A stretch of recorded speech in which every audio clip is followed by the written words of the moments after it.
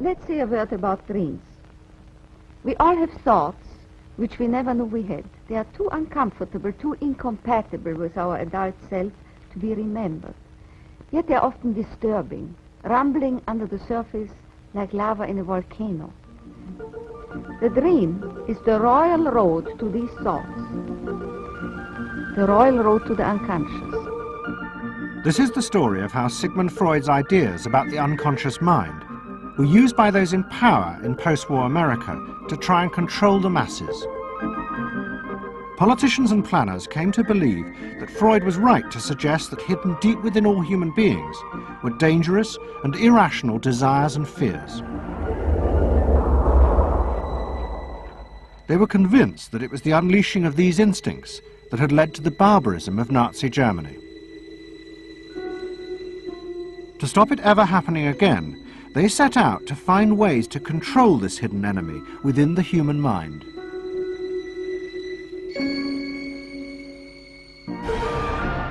At the heart of the story are Sigmund Freud's daughter Anna and his nephew Edward Bernays, who had invented the profession of public relations. Their ideas were used by the US government, big business and the CIA to develop techniques to manage and control the minds of the American people. Those in power believed that the only way to make democracy work and create a stable society was to repress the savage barbarism that lurked just under the surface of normal American life.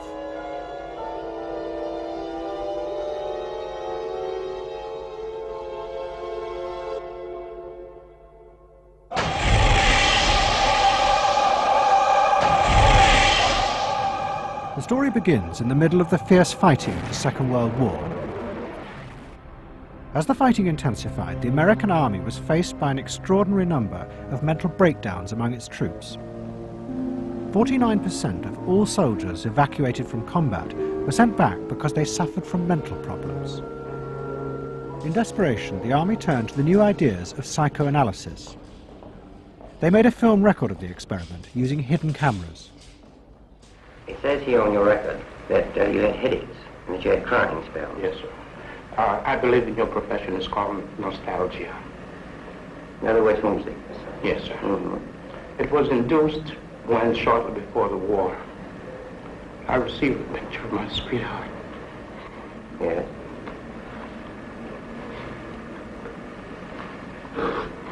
Mm-hmm.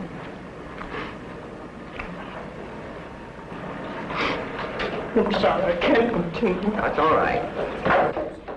It was the first time that anyone had paid such attention to the feelings and anxieties of ordinary people. At the heart of the experiment were a number of refugee psychoanalysts from Central Europe. They worked with American psychiatrists to guide and shape the project. When I first came to America, I worked in the psychiatric service with soldiers trying to rehabilitate them. And I traveled in the train from the East Coast to the West Coast. I was enormously curious what goes on in all of those little towns that the train is passing. After my years in the army, I knew exactly what everybody was doing in the little towns. Because I saw so many people who came from there. And I understood their aspirations, their disappointments, and so forth. So it was as if somebody invited me to a privileged tour into the inner soul of America. I'm not doing this deliberately, so Of course please you're believe not. me. I do believe you. A display of emotion is sometimes very helpful. I hope so, sir. Sure, it gets it off your chest. Well, sir, to be perfectly honest with you, I'm very much in love with my sweetheart. She has been the one person that gave me a sense of importance, in that through her cooperation with me, we were able to surmount so many obstacles. Take it easy now, just talk to... The psychoanalysts used techniques developed by Freud to take the men back into their past. They became convinced that the breakdowns were not the direct result of fighting. The stress of combat had merely triggered old childhood memories. These were memories of the men's own violent feelings and desires, which they had repressed because they were too frightening. Think deeply. Let's go back. When was it you... To the psychoanalysts, it was overwhelming proof of Freud's theory that underneath human beings were driven by primitive, irrational forces. You want that? World War II was a major shattering experience because I discovered the enormous role of the irrational in the lives of most people. Yeah, that I can say, that I learned that the ratio between the irrational and the rational in America is very much in favor of the irrational. That there's much greater unhappiness, much more suffering, much more. A sadder country than one would imagine it from the advertisements that you get. A much more problematic country. Victory in the Second World War was celebrated as a triumph of democracy. But in private, many policymakers were worried about the implications of the analysis of the soldiers.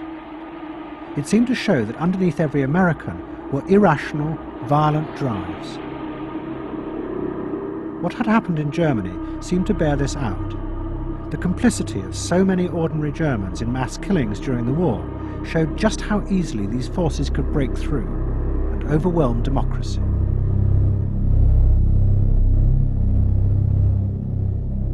Planners and policymakers had been convinced by their experiences during World War II that human beings could act very irrationally because of this sort of teeming and raw and unpredictable emotionality, the kind of chaos that lived at the base of human personality could, in fact, infect the society, social institutions, to such a point that the society itself would become sick.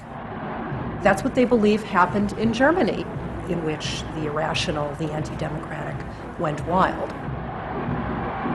Well, it was a vision of human nature as incredibly destructive, and they were terrified that Americans would in fact behave that way, or were capable of behaving that way, and they wanted to avoid a rerun of that.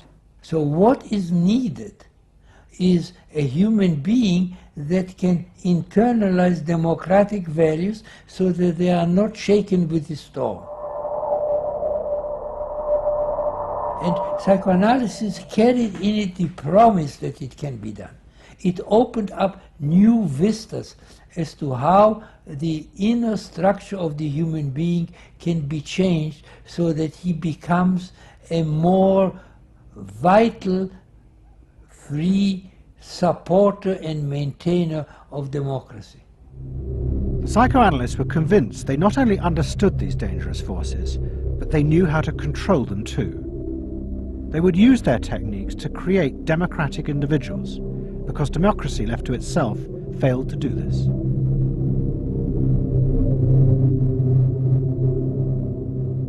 The source of this idea was not only Sigmund Freud, but his youngest daughter, Anna.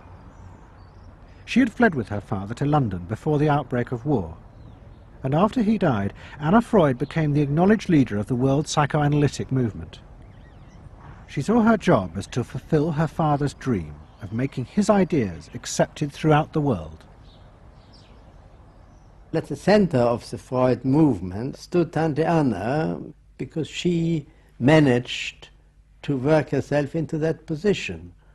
She was recognized as that, and not just because she was the daughter. She worked on that. She was rather forbidding. She was not, to me, a warm person, not an aunt you could kiss or put your arms around. Not at all. And her whole life rotated around the spreading of psychoanalysis. Freud himself had seen the role of psychoanalysis as allowing people to understand their unconscious drives. But Anna Freud believed it was possible to teach individuals how to control these inner forces. She had come to believe this through analysing children, above all the children of her close friend, Dorothy Burlingham. Dorothy Burlingham was an American millionairess who in the 1920s fled a failed marriage and brought her children to Anna Freud in Vienna.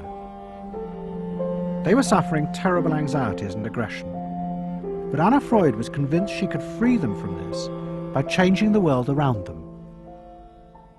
She thought that she could come in and into their environment, essentially, because they were children, you see. They didn't have independent lives of their own. She could go talk to the parents or the mother.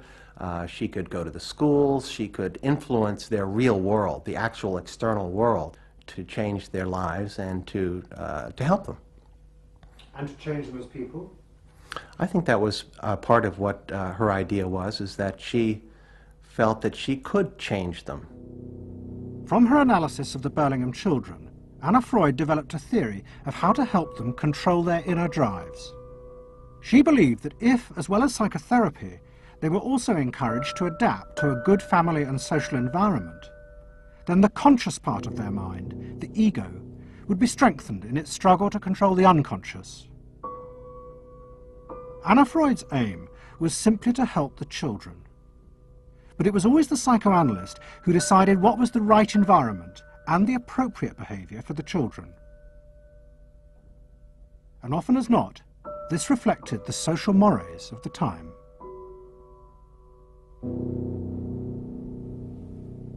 In my father's case, they were concerned that he would be a homosexual. And so a lot of their efforts went into preventing or trying to stop my father from becoming a homosexual. Whether or not he would have or did, or, it's unknown to me. Why did they want to stop him? Because they felt it was abnormal. It wasn't a normal way to develop. They wanted to have him develop along lines that society recognized to be normal, because if they didn't, then you're going to be under the control of forces that you don't understand, that you're not even aware of. The analysis seemed to be a great success, and in the 30s the Burlingham children had returned to America. They settled down to happy married lives in the suburbs. What they didn't realize was that their experience was about to become a template for a giant social experiment to control the inner mental life of the American population. In 1946, President Truman signed the National Mental Health Act. It had been born directly out of the wartime discoveries by psychoanalysts that millions of Americans who had been drafted suffered hidden anxieties and fears. The aim of the act was to deal with this invisible threat to society. Shocked by the appalling percentage of the emotionally unstable revealed by the World War II draft figures, Congress in 1946 passed the National Mental Health Act, which recognized for the first time that mental illness was a national problem. Keenly aware of the tremendous problems ahead is Dr. Robert H. Felix, director of the vast new project. A primary objective of the National Mental Health Program is to increase our fund of scientific knowledge about mental health and about mental illness. We're not doing this. Why? Because there are all too few skilled mental health workers. Two of the principal architects of the Act were the Menninger brothers, Carl and Will. Will had run the wartime psychotherapy experiments, and now he and his brother began to train hundreds of new psychiatrists. The Menningers were convinced that it would be possible to apply Anna Freud's ideas on a wide scale, and to adults as well as children.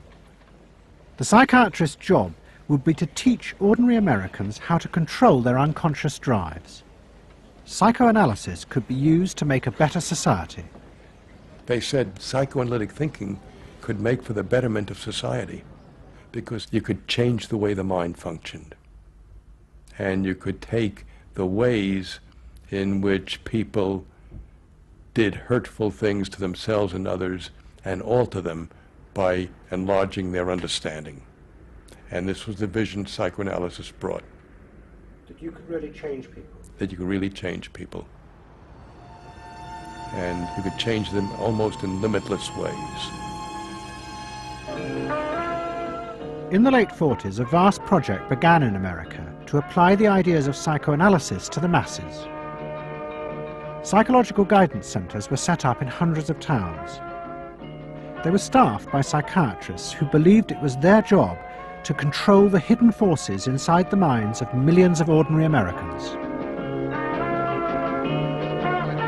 Yes, I need something done. I need some help. Did you have any particular teachers that you liked, any sort? I liked all my teachers except one, I remember. What was the trouble with this one? I don't know, she just scared me most of the time. Holler at me and I'd run outside and vomit. I hate my brother. Loathe him. Despise him. At the same time, thousands of counselors were trained to apply psychoanalysis to marriage guidance. And social workers were sent out to visit people's homes and advise on the psychological structure of family life. Behind all this was the fundamental idea of Anna Freud's, that if people were encouraged to conform to the accepted patterns of family and social life, then their ego would be strengthened. They would be able to control the dangerous forces within them. When your emotions control your actions, it affects not only yourself, but the people around you. And if this sort of flare-up is repeated often, it might lead to a permanently warped personality. You can control the fire of your emotions so that your personality becomes more pleasant. So we expect that someone who's been through that experience to be much more insightful, much more understanding, and a much better regulated person. And what happens to the dog? And regulation includes being able to let go, as it were, to enjoy a football game or a soccer game.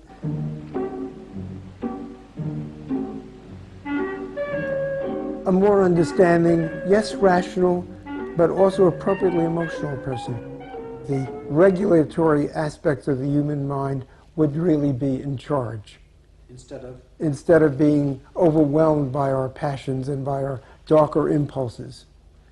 That one would be master or mistress of one's own passions. They just felt that the road to happiness was in adapting to the external world in which they lived. That people could be uncrippled from their own neurotic conflicts and impulses, that they would not engage in self-destructive behavior, that they would in fact adapt to the reality about them. They never questioned the reality.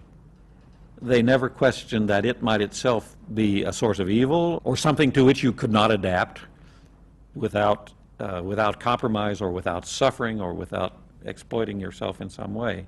So there was this fit with the politics of the day. And a balance of emotions is important to a well-rounded personality. But it was only the beginning of the rise to power of psychoanalysis in America. Psychoanalysts were about to move into big business and use their techniques not just to create model citizens, but model consumers.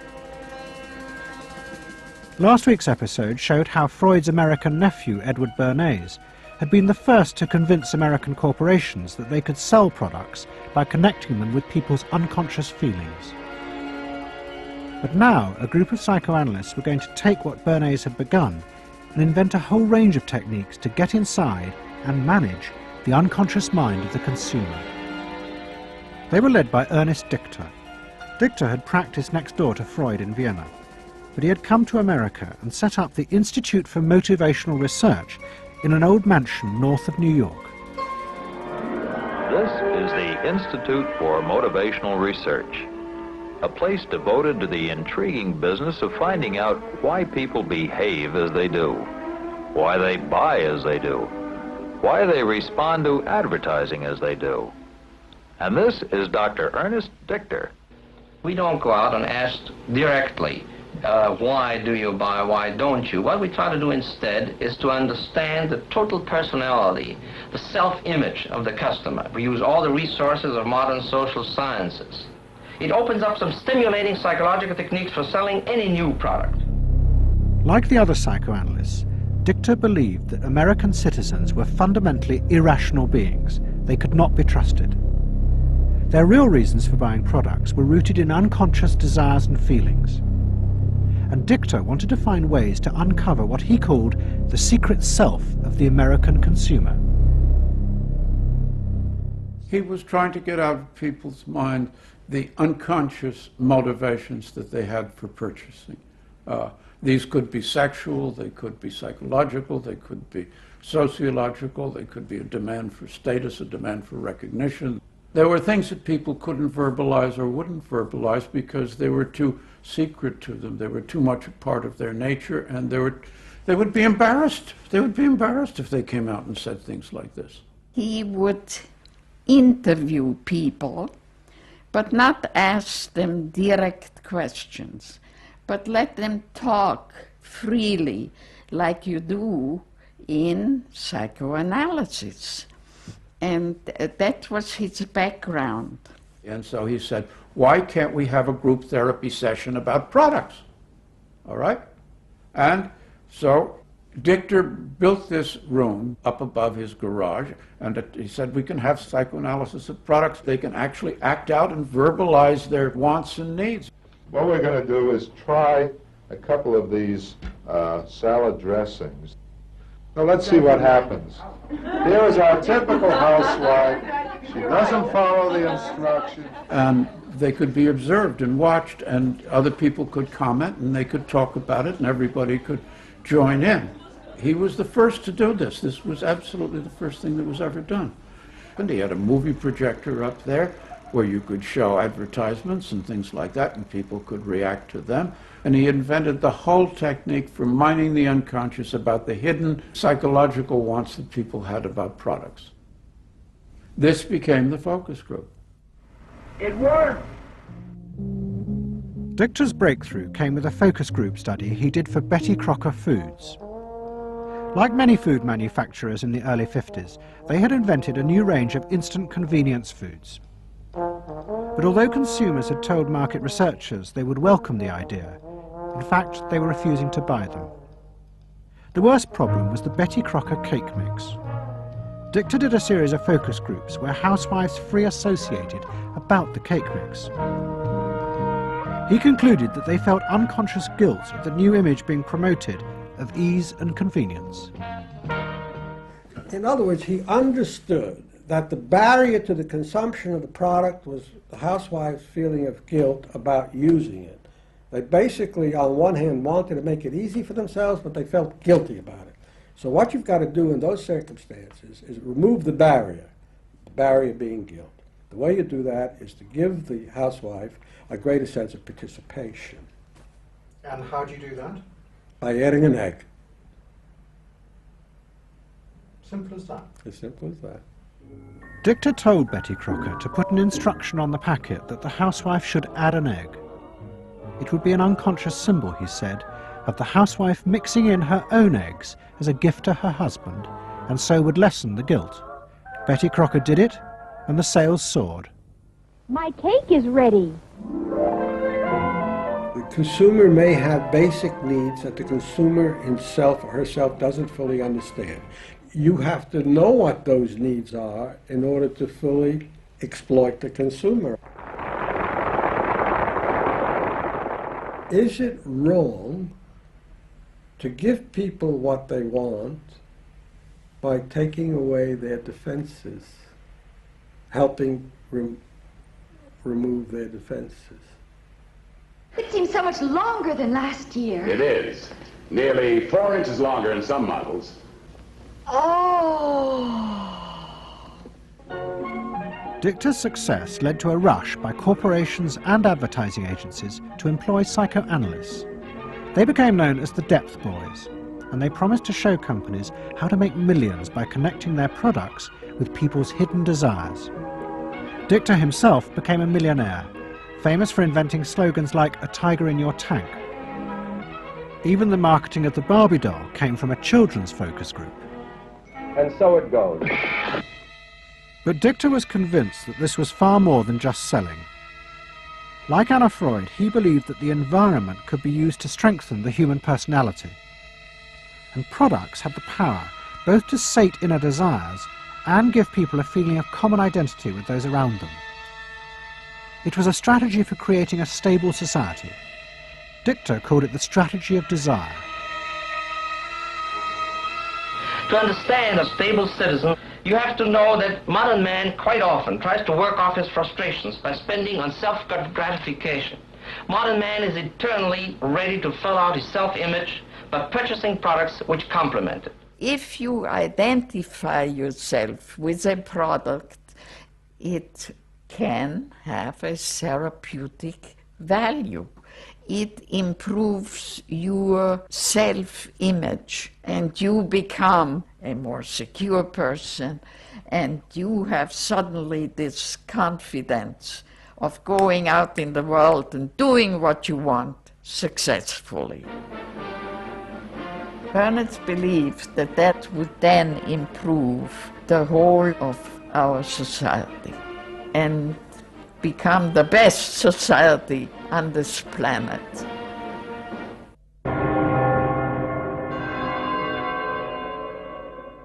By the early 50s, the ideas of psychoanalysis had penetrated deep into American life. The psychoanalysts themselves became rich and powerful. Many had consulting rooms overlooking Central Park in New York.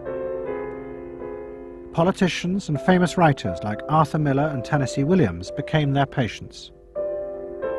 They were seeking not just help, but to understand the hidden roots of human behavior. We were sought after. Washington was interested in what we think. You know, the important writers, important politicians were undergoing psychoanalysis. It was, we had waiting lists because there were so many patients that wanted to be analyzed. So it gave us a little bit of a swellhead. And as the psychoanalysts' ideas took hold in America, a new elite began to emerge in politics, social planning, and in business. What linked this elite was the assumption that the masses were fundamentally irrational. To make a free market democracy like America work, one had to use psychological techniques to control mass irrationality. They actually believed that this elite was necessary because individual citizens were not capable, if left alone, of being democratic citizens. The elite was necessary in order to create the conditions that would produce individuals capable of behaving as a good consumer and also behaving as a democratic citizen. They didn't see their activities as anti-democratic, as undermining the capacity of individual citizens for democracy. Quite the opposite. They understood that they were creating the conditions for democracy's survival and future. Anna Freud had never intended that her ideas be used in such a way, but she happily accepted the rise to power of psychoanalysis in America. She remained in England, living with Dorothy Burlingham. On the surface, it was an idyllic life. She and Dorothy had bought a weekend cottage on the Suffolk coast. And in the summers, Dorothy's children came from America to visit with the grandchildren. But underneath, things were going badly wrong.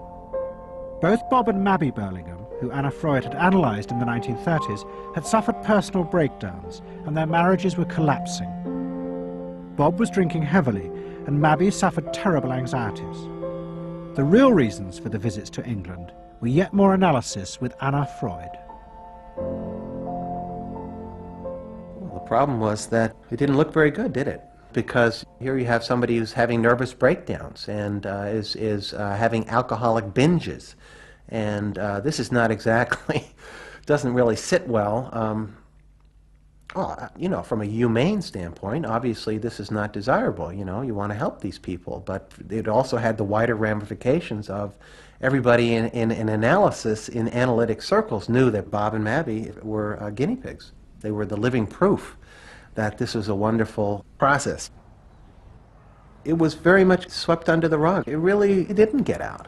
I mean, these people had such, their power and influence was such that, you know, you were very careful. Anna Freud was a very powerful person, and you were the grandchildren, and she knew a great deal more than you did about what went on in your parents' lives and so forth. It was not something you were going to tangle with, and you were a product of the whole situation. But at the same time, we all knew that something was really out of whack. As she grew older, she became more and more important, didn't she? Politically and scientifically, but she didn't know when to stop. She was a bit too righteous. What she did was always the thing, and she would never, to my knowledge, acknowledge that she could make a mistake or be wrong. That is my feeling. But the power and influence of the Freud family in America was about to grow even more. Politicians were about to turn to Anna Freud's cousin, Edward Bernays, for help in a time of crisis. He was going to manipulate the inner feelings and fears of the masses to help America's politicians fight the Cold War. I don't mean to say, and no one can say to you, that there are no dangers. Of course there are risks if we are not vigilant. But we do not have to be hysterical. In 1953, the Soviet Union exploded its first hydrogen bomb, and the fear of nuclear war and communism gripped the United States. Those in power became concerned about how to reassure the population. Committees were set up and public information films made, appealing for calm in the face of new threats, like nuclear fallout. It's the fallacy of devoting 85% of one's worrying capacity to an agent that constitutes only about 15% of an atomic bomb's destroying potential. At this point, Edward Bernays was living in New York. In the 1920s, he had invented the profession of public relations and was now one of the most powerful PR men in America. He worked for most of the major corporations and advised politicians, including President Eisenhower. Like his uncle Sigmund, Bernays was convinced that human beings were driven by irrational forces. The only way to deal with the public was to connect with their unconscious desires and fears. Bernays argued that instead of trying to reduce people's fear of communism, one should actually encourage and manipulate the fear, but in such a way as it became a weapon in the Cold War. Rational argument was fruitless. What my father understood about groups is that they are manipulable, they're malleable, and that you can tap into their deepest desires or their deepest fears and use that to your own purposes. I don't think he felt that all those publics out there had reliable judgment, that they very easily might vote for the wrong man or want the wrong thing, so that they had to be guided from above. One of Bernays' main clients was the giant United Fruit Company. They owned vast banana plantations in Guatemala in Central America. For decades, United Fruit had controlled the country through pliable dictators. It was known as a banana republic. But in 1950, a young officer, Colonel Arbenz, was elected president. He promised to remove United Fruit's control over the country. And in 1953, he announced the government would take over much of their land. It was a massively popular move, but a disaster for United Fruit, and they turned to Bernays to help get rid of Arbenz. United Fruit brings in Bernays, and he basically understood that what United Fruit Company had to do was change this from being a popularly elected government that was doing some things that were good for the people there into this being very close to the American shore, a threat to American democracy, that it being at a time in the Cold War when Americans responded to issues of the Red Scare and what communism might do, he was trying to transform this, and brilliantly did transform it into an issue of a communist threat very close to our shores, taking United Fruit again as a commercial client out of the picture and making it look like a question of American democracy, American values being threatened. In reality, Arbenz was a democratic socialist with no links to Moscow. But Bernays set out to turn him into a communist threat to America. He organized a trip to Guatemala for influential American journalists. Few of them knew anything about the country or its politics. Bernays arranged for them to be entertained and to meet selected Guatemalan politicians who told them that Arbenz was a communist controlled by Moscow. During the trip, there was also a violent anti-American demonstration in the capital. Many of those who worked for United Fruit were convinced it had been organized by Bernays himself. He also created a fake independent news agency in America called the Middle American Information Bureau. It bombarded the American media with press releases saying that Moscow was planning to use Guatemala as a beachhead to attack America. All of this had the desired effect. In Guatemala, the Jacob Arbenz regime became increasingly communistic after its inauguration in 1951. Communists in the Congress and high governmental positions controlled major committees, labor and farm groups, and propaganda facilities. They agitated and led in demonstrations against neighboring countries and the United States. What was profoundly new in terms of what Bernays did is he took this menace to our backyard in Guatemala. For the first time, we saw Reds a couple hundred miles from New Orleans who Eddie Bernays had us believing were a true threat to us, that it was going to be a Soviet outpost in our backyard. But what Bernays was doing was not just trying to blacken the Arbenz regime. He was part of a secret plot. President Eisenhower had agreed that America should topple the Arbenz government, but secretly. The CIA were instructed to organize a coup. Working with the United Fruit Company, the CIA trained and armed a rebel army and found a new leader for the country called Colonel Armas. The CIA agent in charge was Howard Hunt, later one of the Watergate burglars.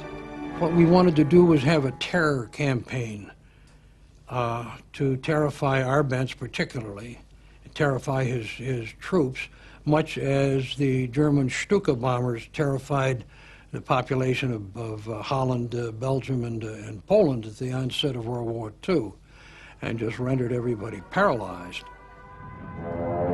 As planes flown by CIA pilots dropped bombs on Guatemala City, Edward Bernays carried on his propaganda campaign in the American press. He was preparing the American population to see this as the liberation of Guatemala by freedom fighters for democracy.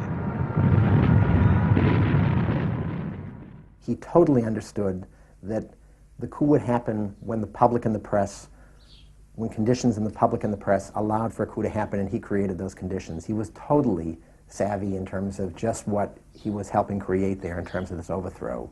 But ultimately he was reshaping reality, reshaping public opinion in a way that's undemocratic and manipulative.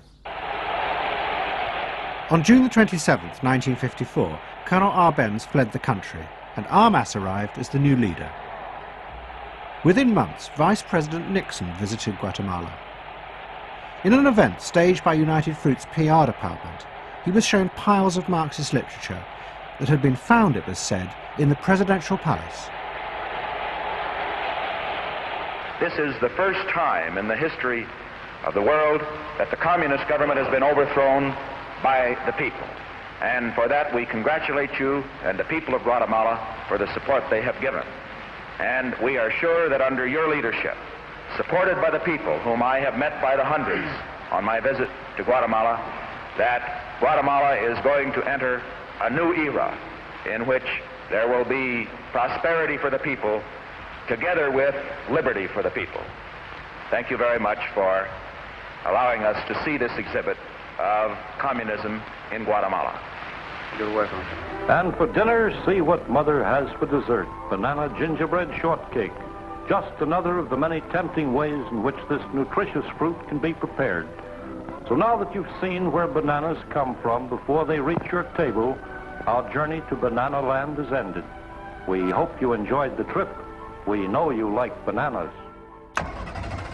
Bernays had manipulated the American people, but he had done so because he, like many others at the time, believed that the interests of business and the interests of America were indivisible, especially when faced with the threat of communism. But Bernays was convinced that to explain this rationally to the American people was impossible, because they were not rational.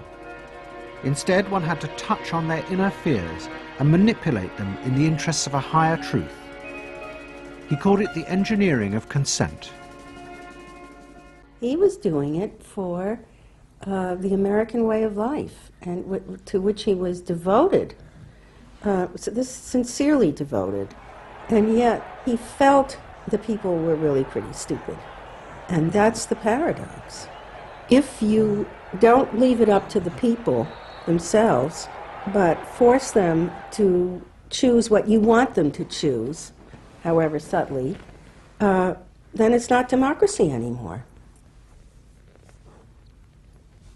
It's something else. It's being told what to do. It's that old authoritarian thing.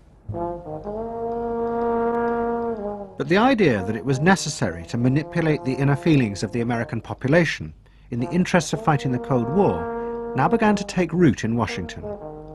Above all, in the CIA, who were going to take it much further. They were concerned that the Soviets were experimenting with psychological methods to actually alter the memories and feelings of people, the aim being to produce more controllable citizens. It was known as brainwashing. Psychologists in the CIA were convinced that this really might be possible, and that they should try to do it themselves. The image of the human being that was being built up at that particular time was that there was a great deal of vulnerability in every human being, and that vulnerability could be manipulated to program somebody to be something that I wanted them to be, and they didn't want to be. That you could manipulate people in such a way that they could be automatons, if you will, for whatever your own purposes were. This was the image that people thought was possible. In the late 50s, the CIA poured millions of dollars into the psychology departments of universities across America. They were secretly funding experiments on how to alter and control the inner drives of human beings. The most notorious of these experiments was run by the head of the American Psychiatric Association, Dr. Ewan Cameron. Like many psychiatrists at that time, Cameron was convinced that inside human beings were dangerous forces which threatened society.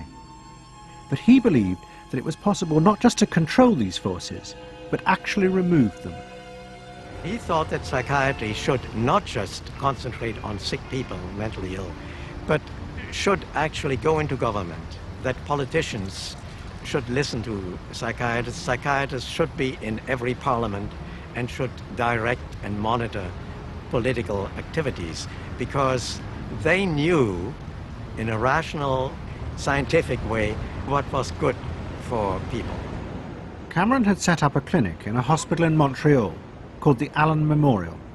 It is now long since closed down. Cameron took patients who suffered a wide range of mental problems. His theory was that these resulted from forgotten or repressed memories. But he was impatient with the idea of using psychotherapy to uncover them. Instead, he would simply wipe them. Cameron used drugs, including LSD, and the technique of ECT, electroconvulsive therapy. It was conventionally used at that time to relieve depression. But Cameron was going to use it in a new way, to produce new people.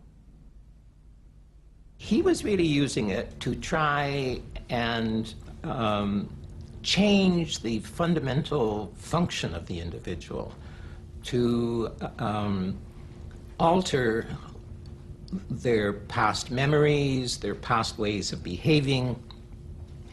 And as I think he said at one point, it is to just sort of erase everything from their past so that you then had a slate in which you could record new ways of behavior. And so he used massive doses of shock, people receiving several shocks a day, and over a course of time, hundreds of ECT treatments, so that they were just reduced to a sort of a very primitive vegetable state. I don't remember what happened to me. I was introduced to Dr. Cameron, and I don't remember Dr. Cameron at all. I don't remember any of that. They shipped me up to what they called the sleep room, and they gave me all of these electroconvulsive shock treatments and megadoses of drugs and LSD and all of that, and I have no memory of any of that. Nothing of that time of the Allen Memorial or any of my life previous to that. All gone, wiped.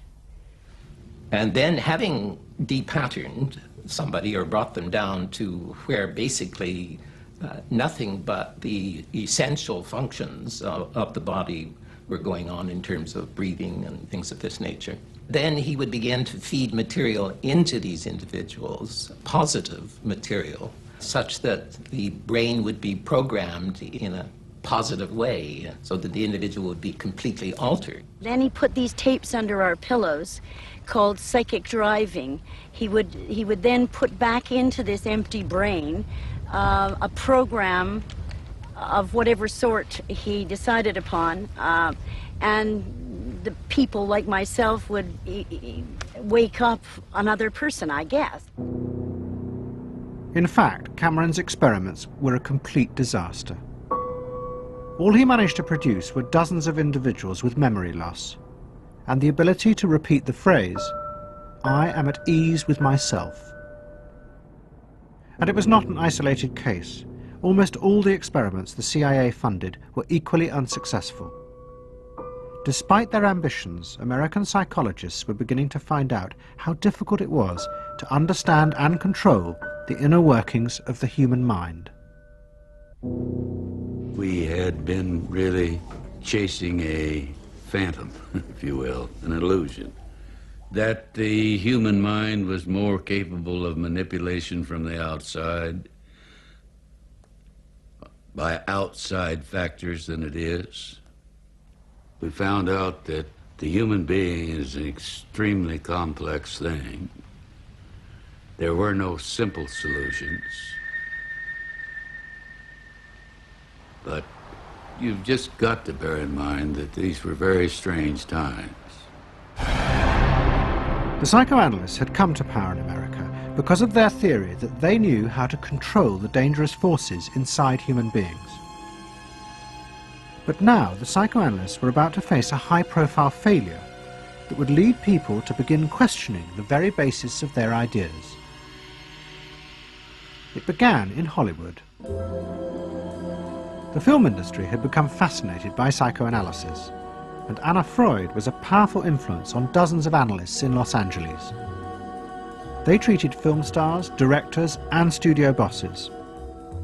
Anna Freud's closest friend was the most sought after of all, Ralph Greenson. And in 1960, the most famous star in the world turned to Greenson for help. Marilyn Monroe was suffering from despair and had become addicted to alcohol and drugs. Well, when I walked in to dinner, here was Marilyn Monroe. And I'd made a picture with her called All About Eve. This is dinner at Ralph Greenson's. Yes.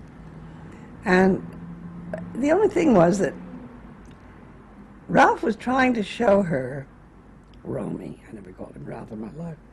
Romy was trying to show her that the way a family life ought really to be. So we were walking the dog after us. I said, "What the hell are you doing here?"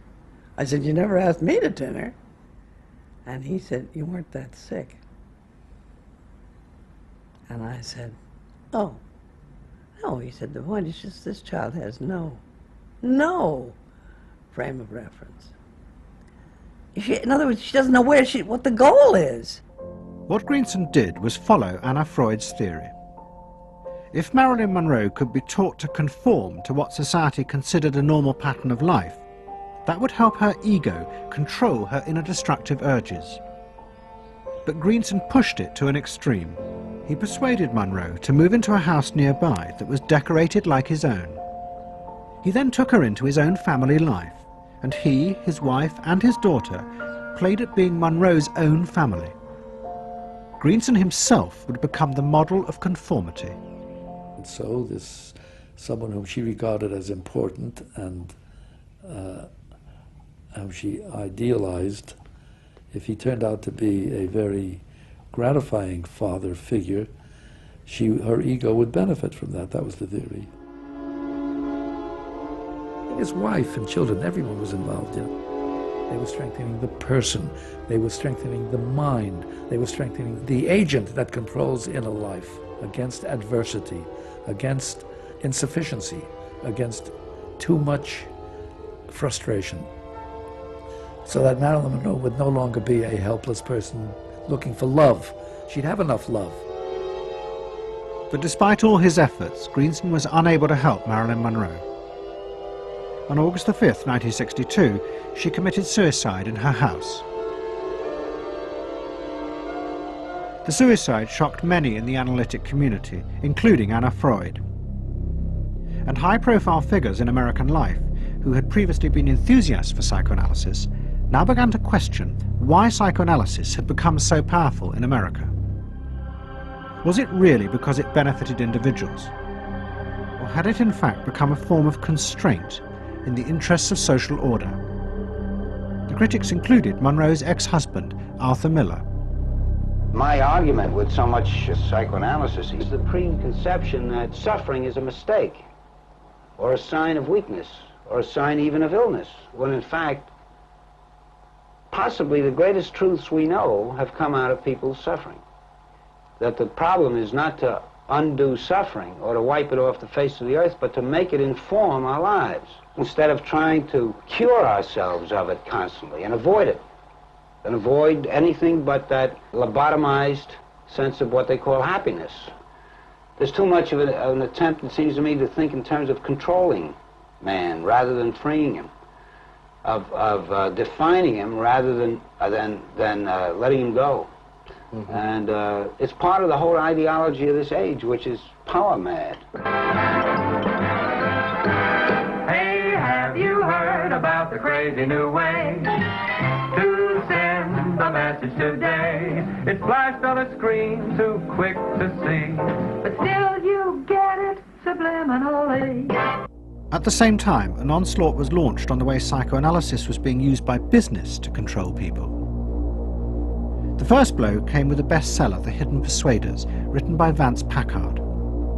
It accused psychoanalysts of reducing the American people to emotional puppets, whose only function was to keep the mass production lines running.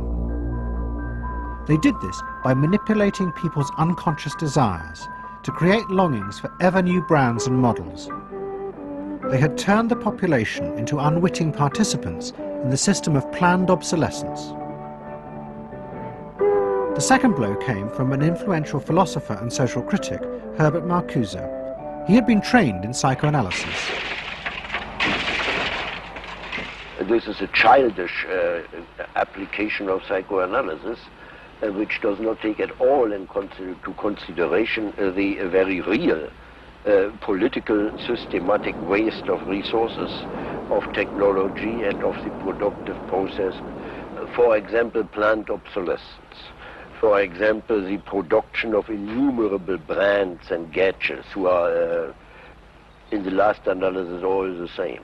The production of innumerable different marks of automobiles.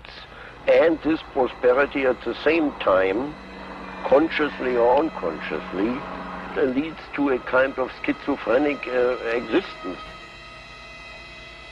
I believe that in this society an incredible quantum of aggressiveness and destructiveness is accumulated precisely because of the empty prosperity, which then simply erupts.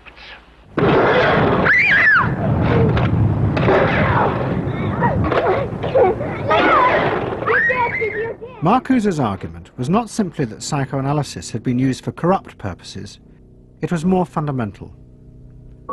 Marcuse said that the very idea that you needed to control people was wrong. Human beings did have inner emotional drives, but they were not inherently violent or evil. It was society that made these drives dangerous by repressing and distorting them.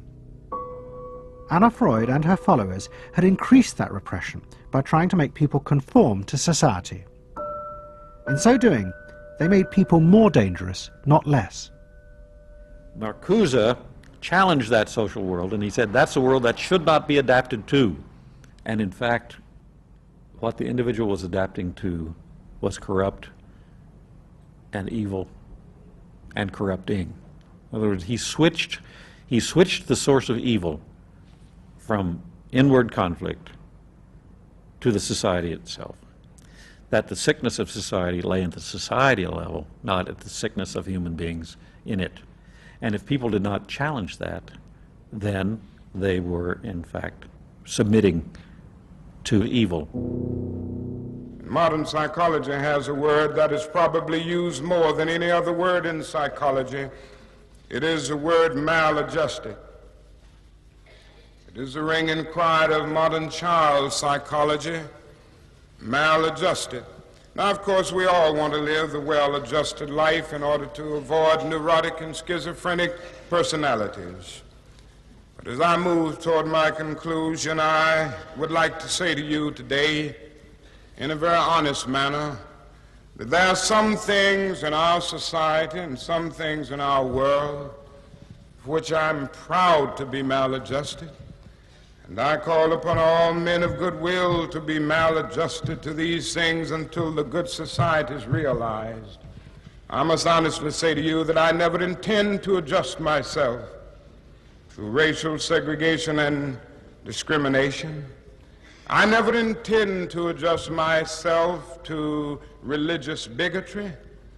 I never intend to adjust myself to economic conditions that will take necessities from the many to give luxuries to the few and leave millions of God's children smothering in an airtight cage of poverty in the midst of an affluent society. The political influence of the Freudian psychoanalysts was over. Instead, they were now accused of having helped to create a repressive form of social control. Anna Freud and Dorothy Burlingham lived on in Sigmund Freud's old house in London. In 1970, Dorothy's son Bob died of alcoholism. And in 1973, his sister Mabby returned for yet more analysis with Anna Freud.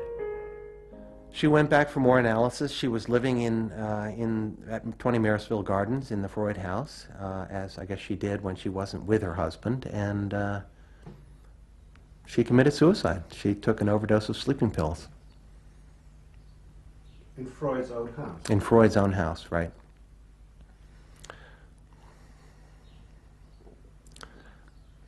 So, I mean, you know, the obvious, there are a lot of implications that one can draw from that, and I just think she happened to reach the end of the rope there. Although it would seem to be a very pointed act. Obviously, suicide is a very politicized act, and to do it in Sigmund Freud's own house is certainly different from doing it in Riverdale back in New York.